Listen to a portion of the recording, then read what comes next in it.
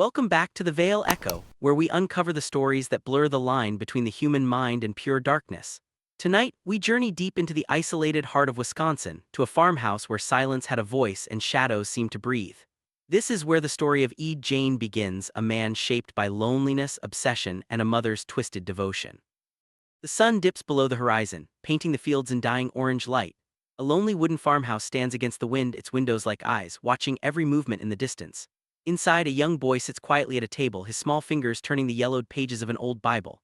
Behind him stands his mother Augusta, her stern face cast in flickering candlelight.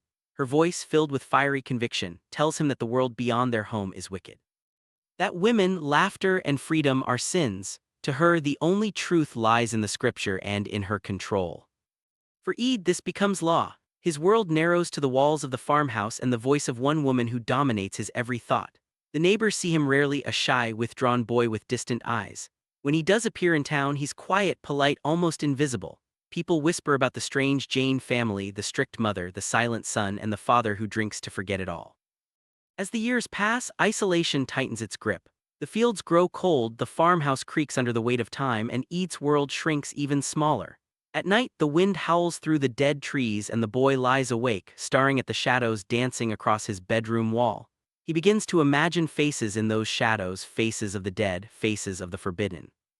When Augusta dies, Eid's fragile world collapses. He kneels beside her bed, holding her lifeless hand, whispering words he can't understand. Outside, the sky grows darker than ever. Her death doesn't free him, it traps him. He seals her room like a shrine, preserving every detail just as she left it. Dust covers everything else, but her memory remains untouched. Now Eid eats alone, the opposite chair, always waiting for someone who will never return. The silence of the farmhouse grows heavier, a silence that begins to whisper back. He starts to feel her presence in every creak of the floor, every flicker of the lamp. The world outside moves on, but for Gein, time stands still within those decaying walls. What began as devotion slowly turns into obsession. The line between life and death, sanity and madness begins to blur. The lonely boy of the farmhouse is gone, and in his place, something darker begins to wake. And this is only the beginning of a descent no human mind should ever witness.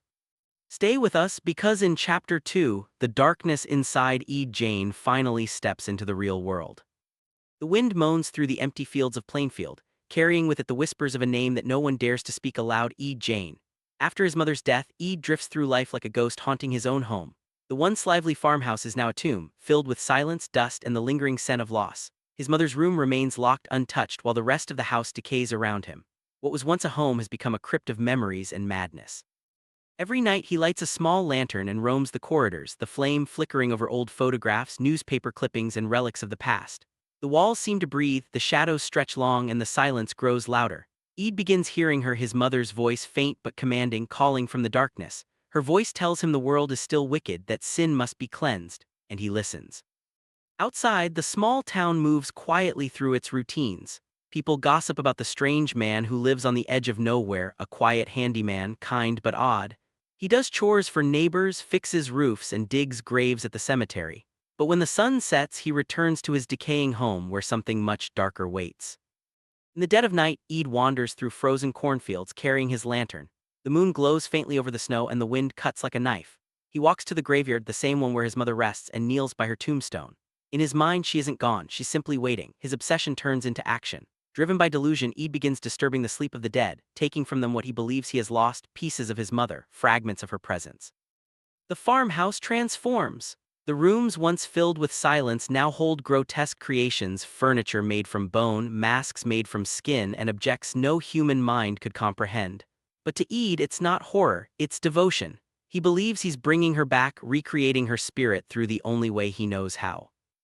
As winter deepens, people in Plainfield begin to disappear. A woman vanishes from her store. Another never makes it home. The police start to suspect, but no one looks toward the lonely farmhouse, not yet. Eid's behavior grows stranger. Neighbors notice his distant smile, the way he stares into nothing as if talking to someone unseen. Then one night, the calm breaks. A detective follows a trail of footprints leading to Jane's barn. Inside, the beam of a flashlight cuts through the dark and the truth begins to reveal itself. The sight freezes them in place, the relics of human remains, artifacts of madness, and evidence of horrors beyond reason. Jain's descent is complete. The man who once loved his mother has become the monster she unknowingly created. And as the storm gathers over Plainfield, the nightmare is only beginning. In Chapter 3, the veil is torn away, and the world finally sees the true face behind the farmhouse. The morning of November 16, 1957 began like any other in Plainfield, Wisconsin. Snow blanketed the ground, the air hung heavy with silence, and the townspeople went about their simple routines. But before the day would end, the quiet little town would become the epicenter of a nightmare that would shock the world. When Bernice Worden, the local hardware store owner, failed to return home, suspicion led the sheriff straight toward the man no one truly understood, Gein.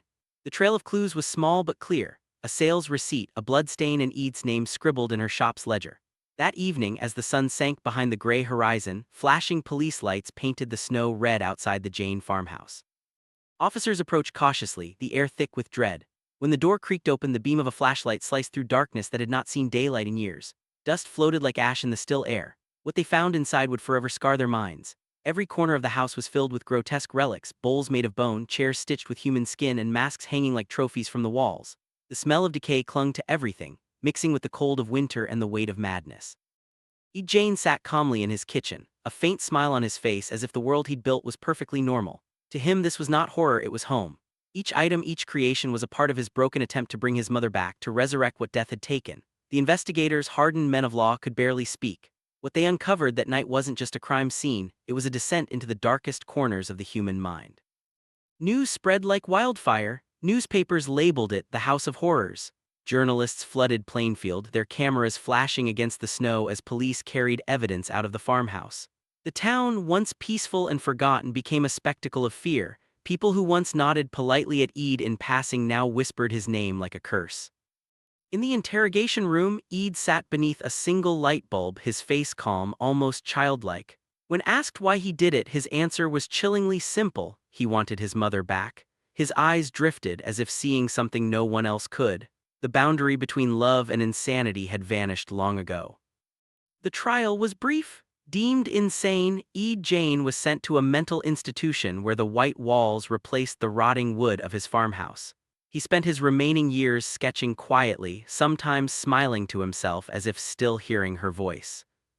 Back in Plainfield, the farmhouse was burned to the ground by unknown hands, as if the earth itself rejected what it had witnessed. All that remains now is a field of ash, whispering tales of what once stood there. In the end, Gein's story is not just one of horror, but of the terrifying power of isolation, obsession, and love turned to madness. And as the snow falls quietly over Plainfield once more, the echoes of that farmhouse still linger, in the silence, in the shadows, and perhaps in the human heart itself.